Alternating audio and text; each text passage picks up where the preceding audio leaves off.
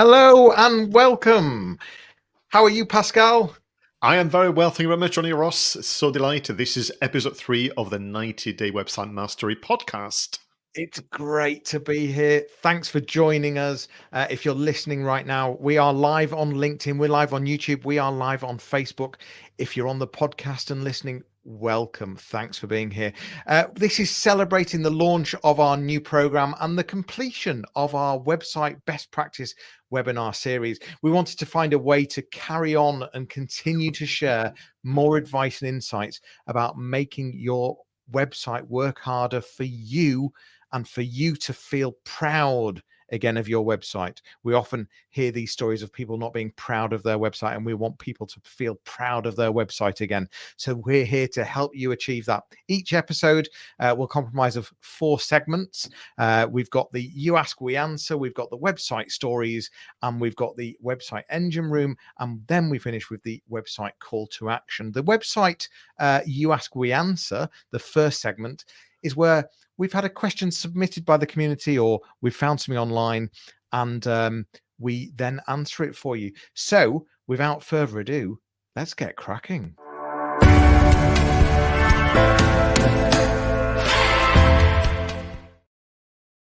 Thank you very much, Jonny. So far, with regard to the You Ask, We Answer, we've been exploring website design. But the second most popular keyword on the internet is website manager. And very recently, I was working with a client where they've got quite a large team of people looking after the content, the sales and marketing function, customer service. And there was a lack of clarity about whose job is it to be the website manager. And interestingly, if you do the research, the third most popular question on the internet is, what are the responsibilities of a website manager? Which is just fascinating. People are wanting a level of clarity, Jonny. When you look it up, when you put that sentence into Google, the page 1 of result, which is where people tend to focus on, as you know, is interesting. So the very top, sadly, we've got some very old-fashioned views about the website management is the duty of the IT department, which is kind of where perhaps we began in the 90s, because this was perceived to be a tech endeavor. Then, as you go further down the page of results, there's this idea of, well, the duty of a website manager is to make the website look pretty, which is also very amusing. And then as you go further down, which is fascinating, it starts to get a bit more mature. I think we are almost kind of tracking the evolution of the mindset, where people are saying, well, the role of the website manager is to support the business goals, and is to find a way to support the activities of the business. And I would say we're much closer to what I believe to be the responsibilities. But for me, it still felt like, this individual or group of individuals would be in receipt of some form of instructions or requests from the organization, where my view, Jonny, and I'd love to hear your kind of perspective, is that you have to be taking the initiative. You have to be the instigator of those conversations, and you've got to work your way around the different department divisions, no matter the size of the organization. People could be multitasking, but you've got to speak to sales, you've got to speak to marketing, customer service, ops, finance, and so on, and find a way in which you can present solutions and options born out of your own research on audience and website design trends. But you have to be the instigator, and I think that's probably where we need to be in 2023. Yeah. I remember actually writing a brief. In fact, I've written a brief many times for what a website manager does. And when I first set out, the number of points that ended up on this list was just huge. And it's like, it's so many things, isn't it? But it definitely shouldn't sit in IT. I mean, that's the worst place it could sit. And it is about being fluid and liquid and understanding the business and molding. And every business is different. So, some businesses have a PR department, some have a marketing department, some have a sales department, and some don't. And the size of those departments can vary hugely as well. So it is about being the gel of, really, I mean, you as a website manager, you are ensuring that the face of that website is absolutely getting the correct message across, the correct look, the correct feel, the correct brand, the correct tone, the customer service, everything about it. It's about making sure that, that retail shop on the high street, as someone walks through that door, they're feeling the culture.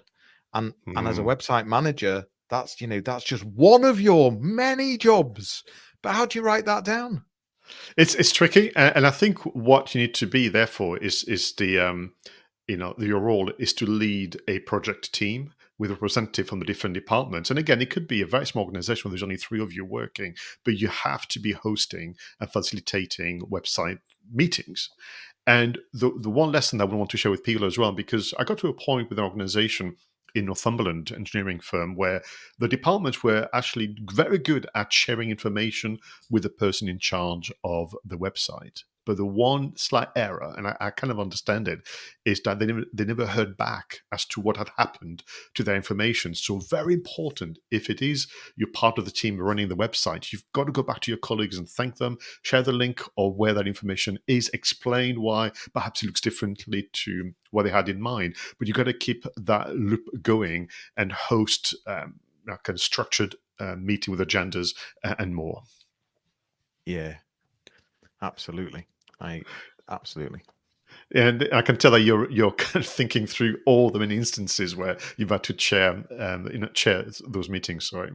Yeah, I mean, and it's about handling all those different conversations, but then making decisions on, okay, well, what does this mean? How does it impact the website? What do we need to do? Do we need to look at data? Do we need to, there's just so many things, and making sure that it's all tied up and tied together, and it's, there's conversation two-way.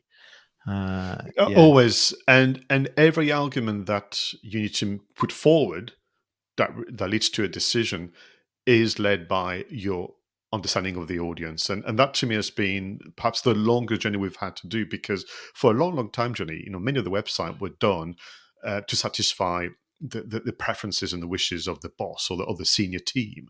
And little by little, the argument was, well, actually, based on our audience insight, or even looking at the data that we've got now, we believe that we have to make those changes for that reason to achieve the result that you do. And your preferences no longer have any kind of impact on what we're going to decide to do moving forward. yeah, yeah.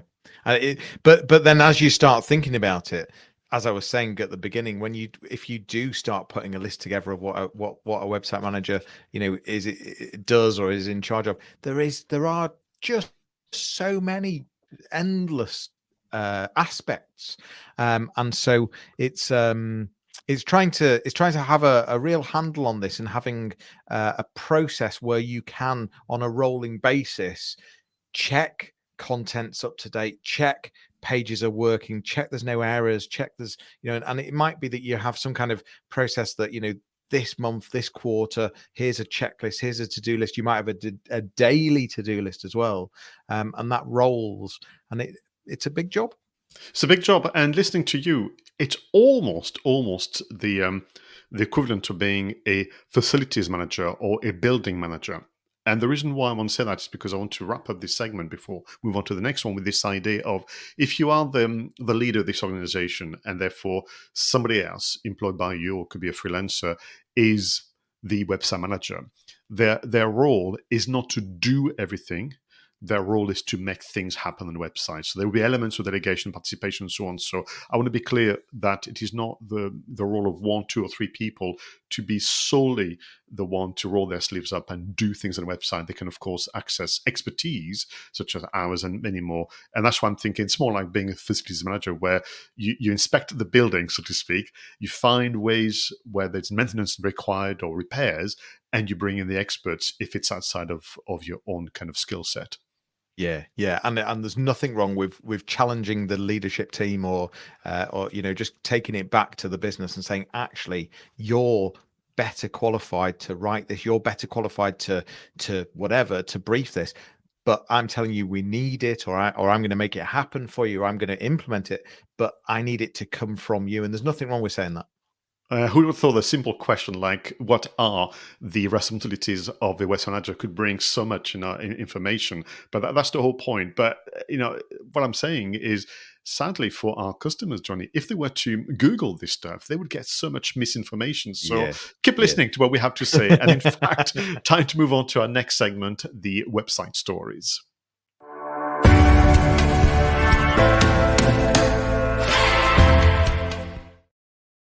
Now, in this segment, Jonny and I react to a piece of content. Could be a podcast, could be a video, could be an article, a PDF, something that helps us essentially share more insight what it means to run a website. And today, we've chosen for you a video produced by Phil Pallen, a wonderful brand strategist, social media expert, and digital communicator, and who shared an equal passion for website and the power of website and online communication, Jonny. And he recently published something on YouTube called 5 Things or Secrets to Improve on Website in 2023. Now, interestingly, the term secrets, I always think could be sometimes overplayed. But actually, if you look at the definition of secrets online, it could be information that is poorly explained or rarely known. And I think in that respect, Phil is doing an amazing job in reminding us by the 5 things. So what I'm going to do, I'm going to go through the 5 things, and I can't wait to hear your reaction to the things that would improve, I suspect, the impact of the website to your business. Number 1, be clearer. So on the homepage above the fold, answer the question, who are you and why should I care? In 2 sentences, can you capture the essence of the benefits of dealing with you before people have to scroll for themselves? Number 1, that was be clearer, answer the question. Number 2, accessibility is no longer an option. So research website plugins, there are now plenty. We're very lucky in the UK and the US and so on. Lots of developers. On this video, Phil recommends Accessibility, but you can choose whatever you want, but make sure that your website is accessible. There's no barrier to information. Number 3, interestingly, to really, really build trust and credibility and to attract the right customers, you need better photography. And Phil insists he means better, beautiful photography. Number 4, make your call to action pages really stand out. And oddly, it's about simplicity, which is fascinating. So it's a big advocate of simplicity, clarity, and impact. Choose your word carefully. Choose a number of boxes carefully. Choose photography carefully to make this action page stand out so that it shows you've taken care and not just simply copied and pasted a template. And number 5, follow accepted website best practices. So know that audiences have informed website managers, oddly, and designers. So the position, the logo, the navigation, the naming of the navigation, the way the blog layout has been kind of put together, the kind of resources, the number of pages, all those things that you see almost appearing regularly online are born out of studying what audiences want by people with vast amount of budgets and resources. And Phil Pallen is saying, why wouldn't you just emulate what the pros are doing? And one way to do that, as we recommend, Jonny, is to listen to obviously our kind of adventures in the world of websites, but also to do a good scrapbooking where if you come across something you like the look of, save it for your own deliberation. So here are 5 things or secrets to improve on website this year, according to Phil Pallen. Yeah, I think that's a brilliant list because it's actually going right back to basics, some of this stuff, but it's not always obvious and not but as I'm listening to you, Pascal, talk through those 5 points, they all connect so well together in terms of not just how people feel and what the actions they might do, but also what Google thinks of the website and whether it's going to rank you well. But if you're ticking some of these boxes, there's some really good stuff in here. You've got milliseconds to grab someone's attention. So saying who you are and why should I care? You've got to grab me within a millisecond. So I think that's really important. The accessibility point of view, not just so many different devices and different screen sizes, but as I said, tick an accessibility box, Google's going to like you a lot more. But the one big one that jumped out at me is photography. And I was doing a website, so I was given a website brief only last week, looking for a price for a new website. We're talking tens of thousands of pounds in terms of budget. We're not talking a small website. Any mention of photographs? No, not a single mention of images. And it's like, do you realize the power of an image? Do you, if you just think about when you're buying something on online even, and you're looking at product images, the image makes all the difference. It, it, it rightly or wrongly, the image sells the product, the quality of the image. And so, yeah, it's about, let's get rid of stock images. Let's get real pictures, but bloody good ones. And for me, and that's where Phil is going, is that the effort you've put into the research or reflection, the briefing of a photographer, or at least, if you bought something, and the effort you've put in is a reflection on your own care in running the business, looking after customers. One people will make the link between the way it feels to visit your website and the future experience. And what is interesting is those five things are super easy to do as well. You may need Yeah. some feedback, from an audience, from people who are not in the business necessarily, but it's very, very easy. And nowadays there are so many templates and apps that you can look into, which gives me a perfect kind of lead into our next segment, the website engine room.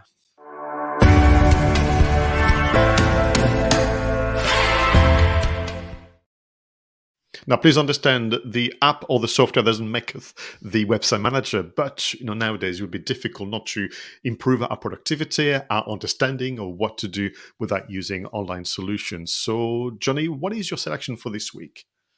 Yeah, so one of the things that a lot of people don't consider is the emails that the website sends. So, for example, if you fill out a form or if you purchase a product on a website, the website then sends automated emails to say, thanks for filling this form out. Someone will be in contact. Or perhaps it says, thanks for your order. Here's your order history. And those are what we call transactional emails. And in a lot of cases, the transactional emails are just sent from the website on the website server.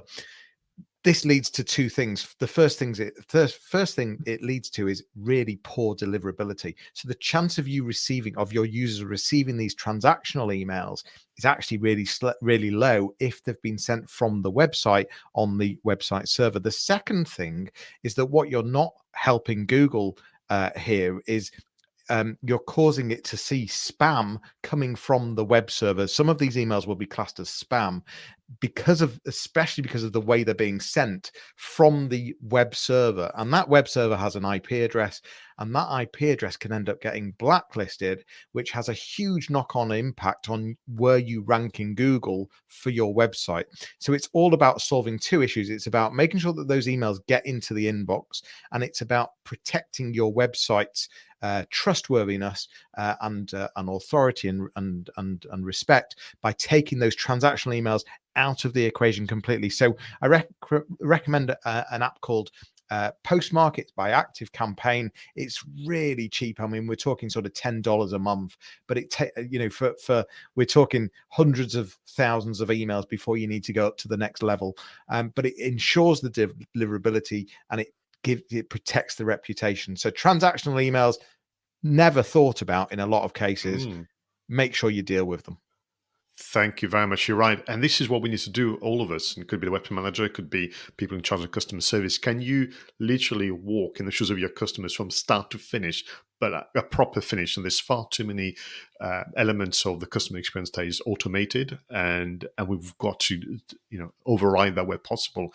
So for me, my reflection has been about the news of the advance of AI, ChatGPT, and all the others, but not Bard. in a manner that, Bard and Claude. I'm told there's another one coming as well, and Autopilot or Copilot, should I say, and Canva, who had their conference a few days ago.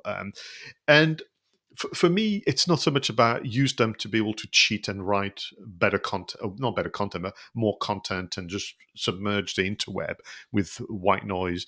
It's more to do with the ability for people to check you out and the verification phase of making a decision. So I've been on the website. I'm nearly there, 90% convinced, but I've got a 10% of doubt because maybe in the past someone like you let me down, or maybe there's something else. So what all those AI-powered solutions will be able to do is invite me as a customer to check you out thoroughly, because it's not going to be as inconvenient, oddly, as trying to find the right phrase on Google. I can just paraphrase what I'm looking for against your business. I can, in time, use a voice and just say it as it comes to my mind and ask for the platform to give me a summary of the people in the business, the recent performance, has there been any complaint recently, what's star ratings. I can get all of that without having to search, extensively. So that the gentle pressure on all of us is to create more meaningful content, more timely content. And the challenge is come up with ideas for that. So the platform I want to recommend as part of this episode of the website Engine Room is Answer the Public. And Answer the Public is a search engine for what people search for on the internet. And it's there to give you inspiration, it's there to give you ideas about the next article, the next white paper, the next course, next kind of free resources you want to create. I'd recommend then that you certainly explore the different sections and segment, perhaps supported by an AI-powered solution, but then you've got to write it yourself, or you've got to record, as we are today, it yourself and so on. Because on one hand, whilst you've got some AI solutions that will potentially allow you to cheat and create content for you, you've got platform like Google and many others who can verify whether or not this was written by a person, and they can actually penalize you in the future. So that's what I had to say about it. But for me, my position, Jonny, is that your customers will be in even better position to check you out, because all they have to say is a vague sentence like, give me a summary of what Jonny Ross has been up to for the last 2 years. That could be as vague as that, and the answers will be right there in front of them. So this is my selection for the website Engine Room. Yeah, I like it. I like it. And there's nothing wrong with getting a bit of help from AI whatsoever. It can help with the structure. It can help coming up, the mental block, all sorts of stuff. But make sure you tailor it. Make sure you add that human touch. Make sure you edit the words to really use your language and your users' language, your audience's language. But yeah, it's so easy to check someone out, and it's the first thing I do. Every time I'm looking for a new supplier or a new business, I always look at in Google to find out more about them. Always. Absolutely. And we get to a position where everybody's going to have their own kind of digital assistant. But the way in which those AI solutions can summarize content from disparate sources is just incredible. So better be ready by having produced the content in advance, and so on and so forth. Talking of doing things and kind of giving people homework, let's move on, if you don't mind, to our final segment, the website call to action.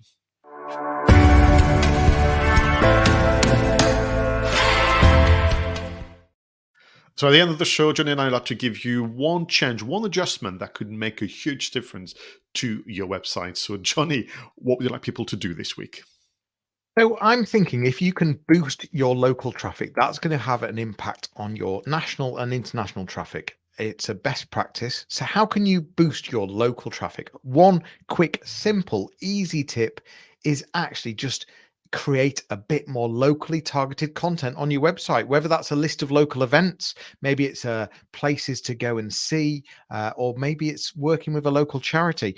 Just that bit of extra local content that really helps the relevance for the likes of Google and Bing to understand where you are in the world, and start creating content around that. And that can help your rankings, not just locally, but internationally as well, because Google and Bing start liking you and using you more. So quick tip, call to action, increase your local targeted content on your website. Thank you very much. I want to build on what I've just said a moment ago about using Answer the Public. But before you go about creating new content, my recommendation for the website call to action is to go back to last year. Can you look at your 2022 stats on the website and more, and find the articles and the sales pages who have performed well? And I would do an exercise to relaunch those websites with newer media content, maybe some fresher and bigger images, maybe going back to the optimization with the keyword research, perhaps, as I've seen people do. If it's a longish article or blog post, do an audio version or do a quick 60-second summary using video. Perhaps you want to create some clearer subheaders, add some kind of secondary images. There's so much you can do to do what I called repurposing up. Everybody knows about repurposing down, which is essentially to take an article and create extracts. But actually, if something is performing well and you have the data to prove it, then keep making this page work harder for your website. Start to feel even prouder of that particular page by adding additional content and expanding on the point you made maybe 6 or 12 months ago. Yeah. Always good to go back and have a look at what's worked and just make it work even harder. There's no point reinventing the wheel if it's already there. Absolutely, and that's the point. So look at previously what you've done, make it work harder, and introduce the new stuff as well.